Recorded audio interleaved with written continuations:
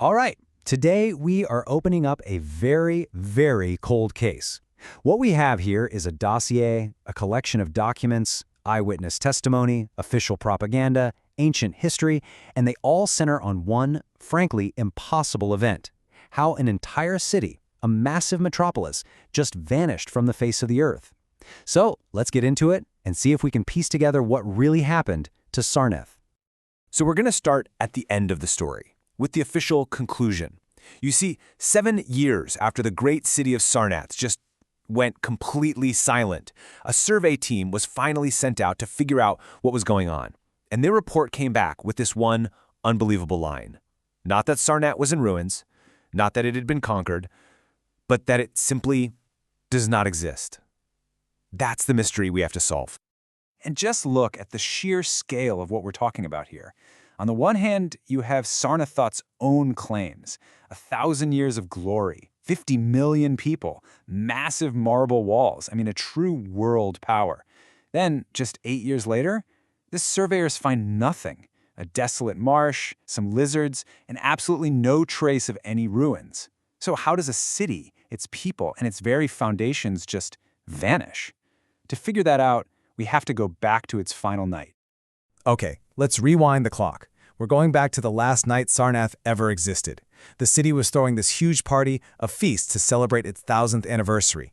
And here's where we catch a break, because we have sworn testimony from outsiders, princes, merchants, travelers, who were camped right outside the city watching it all unfold.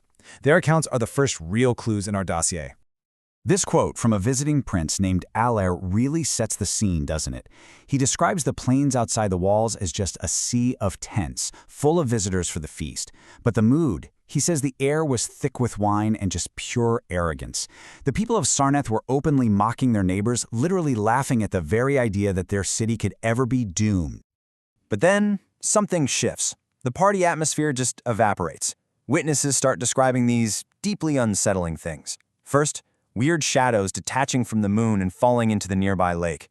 Then, a thick green oily fog that doesn't just drift, it crawls out of the water and swallows the city. Then they see these cold green lights moving under the surface of the lake. And a famous landmark, this huge rock called Ocarien, just starts sinking into the rising water. This isn't an army attacking. This is something deeply, fundamentally wrong. And it's enough to make all those outsiders just pack up their things and flee into the night without a word. From a safe distance, the witnesses who fled look back one last time, and right at the stroke of midnight, this happens. They describe a sound, not a roar or a crash, but a bursting. Every single massive bronze gate of the city flies open at the exact same instant. And what pours out of those gates isn't an army. It's everyone. 50 million people streaming out in a single, shrieking human tide. This account from a Captain Thomas is just harrowing. He says their faces weren't just scared, they were broken. Broken by a horror so absolute, it was beyond what a human mind could endure. So what did they see? What could possibly cause that kind of madness? Well, Captain Tams heard what they were screaming about as they ran. They shrieked that the king and his court were gone. They'd been replaced. And that inside the royal banquet hall where the feast was happening, they saw a horde of indescribable, voiceless, green things, and they were dancing. That's the last image anyone has from inside the city of Sarnath.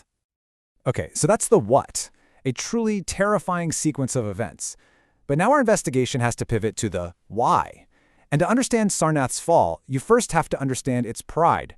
So let's turn to the next part of our dossier: the city's own official propaganda, published right before it all came crashing down.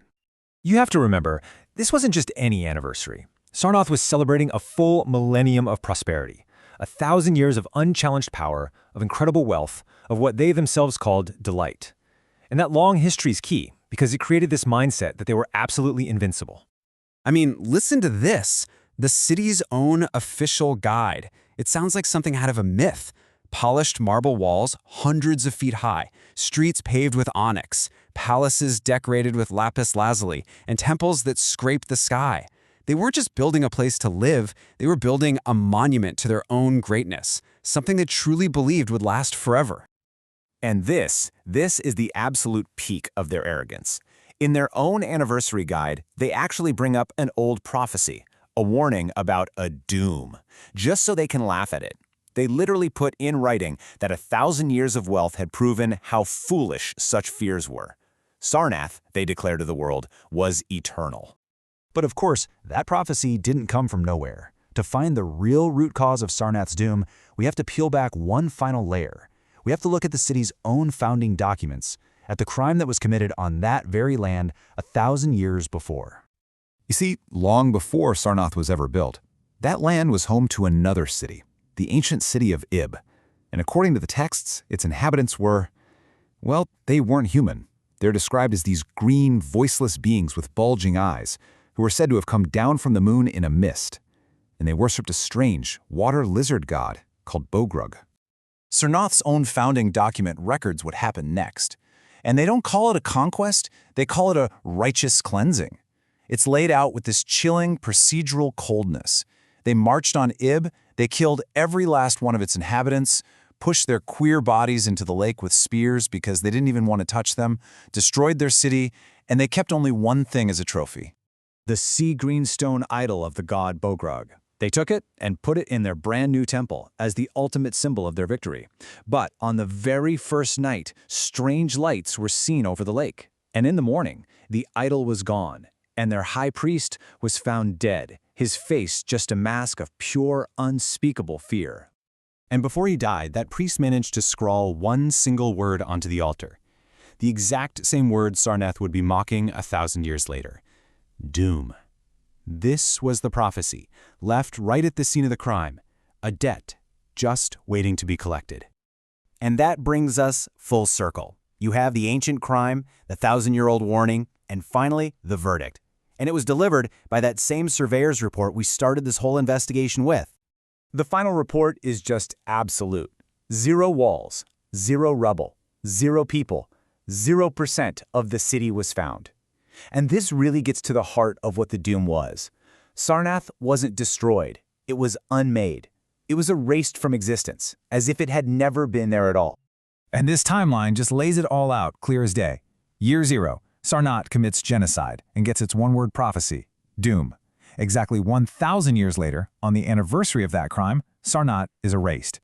And then 7 years after that, in the empty marsh where the city used to be, the surveyors find something incredible, the lost idol of Bogrug. It came back. And here is the final, brutal irony. The idol is brought to a neighboring city, and the descendants of the very people who celebrated Sarnath's crime are now so terrified that they have started to worship the god of their victims, hoping, praying that it will spare them from the same fate. Which leaves us with one last haunting question.